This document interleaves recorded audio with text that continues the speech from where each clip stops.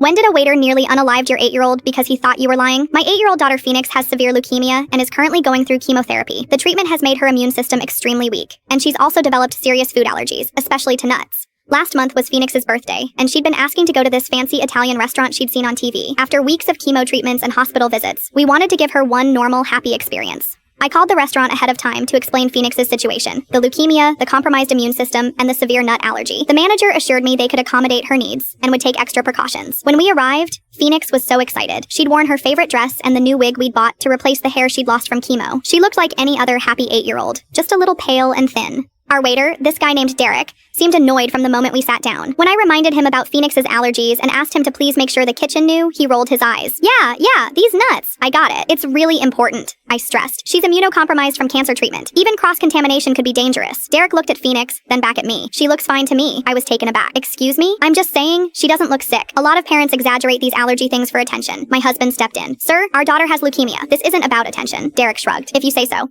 What do you want to order? We ordered Phoenix's meal, plain pasta with butter, specifically requesting it be prepared in a clean pan with no nuts anywhere near it. Derek wrote it down like he was doing us a huge favor. 30 minutes later, the food arrives. Phoenix takes one bite of her pasta and immediately starts coughing. Mommy, my mouth feels funny. I look at the pasta and see small pieces of what look like crushed walnuts mixed in. Derek, I call out frantically, there are nuts in this pasta. Derek walks over casually. No, there aren't. I told the kitchen no nuts. Look at it. There are literally pieces of walnuts in the sauce. Phoenix starts wheezing. Her lips are beginning to swell. She's having an allergic reaction, my husband shouts, pulling out Phoenix's EpiPen. Derek looks annoyed. She's probably just being dramatic. Kids do that. Dramatic? She's going into anaphylactic shock. My husband injects Phoenix with the EpiPen while I'm calling 911. Phoenix is struggling to breathe. Her face is swelling and she's terrified. Derek is still standing there like this is an inconvenience. Look, maybe she's allergic to something else. The pasta is fine. Get the manager! I scream. The manager rushes over as the paramedics arrive. Phoenix is barely conscious. Her breathing is labored and they're rushing to get her stabilized. As they're loading Phoenix into the ambulance, Derek has the audacity to approach my husband. So, are you still going to pay for the meal? My husband stared at him in disbelief. Are you serious? You nearly unalived our daughter. I didn't do anything wrong. She probably had a reaction to something else. That's when my husband lost it. She has cancer.